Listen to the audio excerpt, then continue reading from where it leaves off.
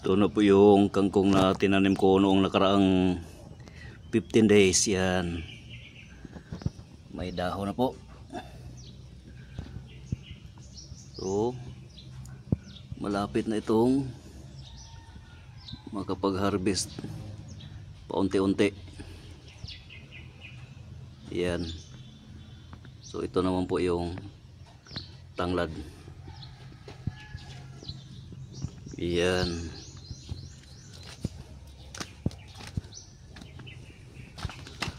Oh, may mahaba ng tangkay. Puputulin ko yan para magkakaroon na rin po ng bagong salingsing. Ano ba yung salingsing? Yan. So, plano ko ay sana lumawak po ito, dumami dito sa buong area na to. Puro kangkong. At sa banda ron ay yung kamuti tops yung itatanim ko. So, ito na po yun mga agaw.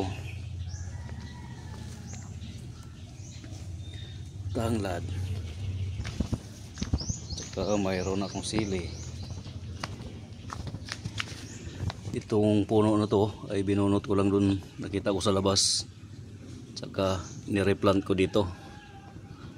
Yan, buti na lang nakasurvive at nabuhay. Yan po, may bunga na po yan. Yan o, may bunga na. So, napakaganda, mataba yung dahon. At ito yung bagong tanglad na tinanim ko. Yan. So, 1 week na po yan. Matingkad na yung dahon niya. So, yan po. So, unti-unti tataniman ko ito lahat dito ng samot-saring mga gulay. Saka itong Indian Mingo dito ay muli naman pong namunga, kaya lang inabutan ng palaging ulan. So nalalanta yung pong kanyang mga bulaklak at yung iba ay hindi na po tuluyang nagiging bunga. So meron naman pong pakunti-kunti na nakasurvive. Yan. So mahirap talaga kapag inuulan yung dahon, yung bulaklak nitong mangga na to ay talaga pong nalalanta. Sana dadaanan ito ng init kahit isang buwan, lalong-lalo na ngayon summer. Tiyak na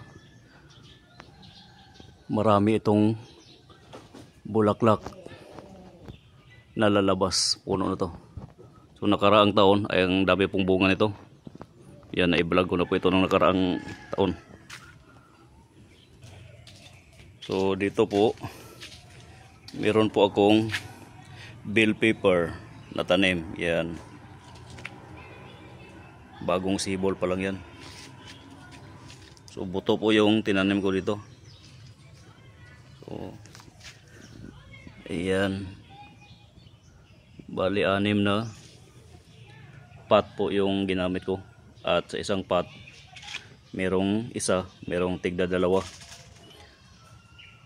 na tanim atsal o bell pepper. Yan. So ito ay pupunuin ko rin po ng mga tanim dito na nakasilid lang sa pot, garden pot. Yan, kukunin ko yung mga bulaklak dyan, wala naman pong silbi yan. May tanglad ulit. Dahan-dahan lang, paunti-unti ay mamumukadkad po itong area na to ng halamang dahon at sari-saring mga gulay. Yan po, meron pa akong maraming tanglad dito na itatransplant. So ito po ay binigay ng kapitbahay ko. So doon naman po sa may dulo doon ay lalagyan ko po yan ng pichay. So gagawa muna ako dyan ng garden box o pichay box. dito ay nasisikatin po ng araw, kaya walang problema po yung pitsay. So itong box na to ay i-extend ko pa doon hanggang sa dulo at saka dito. Yan, lilinisin ko po yan yung mga damo-damo. Pitsay po yung nakatuka dito na itatanim namin. So ito po yung puno ng aking bago na gulay, bago kong tawagin dito sa amin. Yan po yung dahon niya. Pag ito lumaki na, yan po yung gagamitin naming panggulay, pangsahog sa mga karne-karne o piniritong isda. Masarap po yan. Bago po ang tawag dyan. Na-vlog ko na rin po yan. Meron akong niluto na ganyan po yung gamit ko na gulay. Ayan po. So limonsito ko dito o kalamansi ay namumunga na naman ulit. Meron na po mga bulaklak. Ayan. So walang humpay po itong bunga dito, walang putol. Continuous po yung pamumunga niya. Ayan po. Good luck, good health, God bless. Bye bye.